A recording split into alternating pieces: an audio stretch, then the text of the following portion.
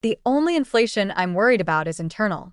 Welcome to the fart economy, a volatile, high-stakes market that has been operating inside your intestines since the dawn of digestion, and unlike Wall Street, there's no regulator, no bailout, and definitely no customer service. In this invisible ecosystem, hydrogen is currency, methane is the stock, and fiber is raw material. Supply rises, demand spikes, and suddenly your gut is printing gas at a rate that rivals any rogue central bank, with consequences you can feel, see, and smell. The market isn't abstract. It manifests as bloating, pressure, and unpredictable eruptions, leaving you at the mercy of an economic system that values efficiency over comfort, profit over discretion, and microbial interests over yours. It starts innocently enough. You eat beans, lentils, whole grains, cruciferous vegetables, foods you've been told are virtuous, fiber-rich investments in your long-term health. To your microbiome, they're deposits into the bank of hydrogen, a capital good that methanogens and other archaea will convert into methane, short-chain fatty acids, and gas dividends. Your intestines are no longer simple digestive tubes. They are production floors where microbial laborers work tirelessly to maximize returns. Every bite of fiber is leveraged into energy extraction and gas production, and while this sounds like efficiency in action, the human host often pays the cost. Bloating, sluggishness, and social embarrassment are the unavoidable externalities of this microscopic capitalism. The negative consequences extend beyond discomfort. Methane production slows intestinal transit, ensuring that more calories are absorbed from the very foods you thought were helping you lose weight. You might follow every diet rule, count every calorie, and work out diligently, but the methane-driven fart economy quietly inflates your energy intake while producing distressing side effects. Your metabolism may appear sluggish, your energy levels inconsistent, and your waistline unexpectedly resilient, not because of laziness, but because of a microbial workforce that sees every fiber molecule as a commodity to be fully exploited. Exercise doesn't scare them. Caloric restriction doesn't deter them. They operate according to the principles of efficiency, and in this market, efficiency is often cruel. The volatility of the fart economy is astonishing. Just as stock markets react to sudden surges in demand, your gut reacts to sudden influxes of fiber with unpredictable gas output. A salad lunch can become an evening of bloating. That oat breakfast may trigger hours of discomfort.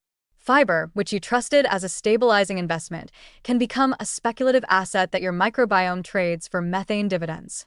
Attempts at mitigation, digestive enzymes, low FODMAP diets, probiotics, are akin to regulatory interventions that only slightly dampen volatility. The underlying market is resilient, adaptive, and merciless, and you, the human host, have no leverage. Social ramifications are a silent but insidious tax. The fart economy doesn't respect conference rooms, movie theaters, or first dates. Every eruption is a market signal that cannot be controlled, forecasted, or insured against.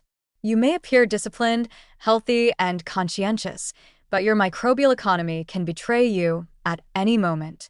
People around you might assume negligence or poor manners, but they have no idea that you are the hapless shareholder in a gut-based financial system run by billions of microscopic operators whose only goal is profit in the form of energy extraction.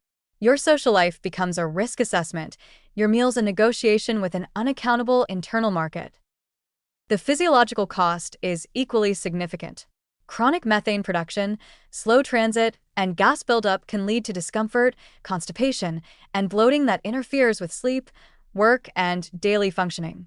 The energy extracted from fiber is effectively invisible to you but not to your body, subtly contributing to fat storage and weight retention despite your best efforts. You may think you're adhering to a calorie deficit or consuming a healthy diet, but your microbiome ensures that your balance sheets are padded with extra energy, a silent inflation that you cannot detect until you notice the bloating, the slow digestion, or the stubborn pounds that refuse to budge.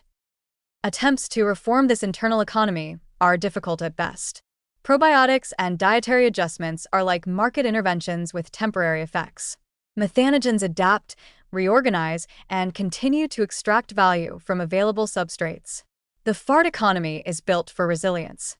Your body is hostage to a system that has been perfected over billions of years of evolution, where efficiency, extraction, and methane output are rewarded, and comfort, social convenience, and human pride are externalities that simply don't matter to the microbial operators. You are trapped in a system optimized for production, and the costs are unavoidable. Psychologically, the impact is profound. Living under the constant threat of bloating, gas, and irregular digestion creates anxiety, social self-consciousness, and frustration. Every meal becomes a risk assessment, every choice of fiber-rich food a potential trigger for volatility. You may obsessively track calories, follow every guideline, and exercise discipline, but the hidden economy inside your gut renders those efforts only partially effective. You are simultaneously benefiting from microbial efficiency and suffering its consequences, caught in a cycle of involuntary participation in a market whose only accountability is biological optimization.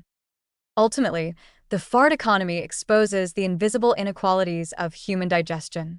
Some intestines are sluggish, unambitious, and metabolically forgiving. Others, like mine, are bustling centers of microbial finance, producing methane dividends at a rate that leaves me bloated, embarrassed, and perpetually second-guessing my food choices. You cannot outrun it, you cannot negotiate with it, and you cannot escape it. The only strategy is awareness, cautious fiber management, and occasionally, a sense of dark humor about the fact that your intestines are running a full-scale economic system while you, the host, are merely along for the ride. The fart economy is relentless, adaptive, and invisible, turning fiber into gas, gas into pressure, and pressure into calorie extraction that often defies human intentions. It is a marketplace where supply and demand collide with biology, producing bloating, constipation, social embarrassment, and metabolic consequences. Internal inflation is real, unstoppable, and often humiliating.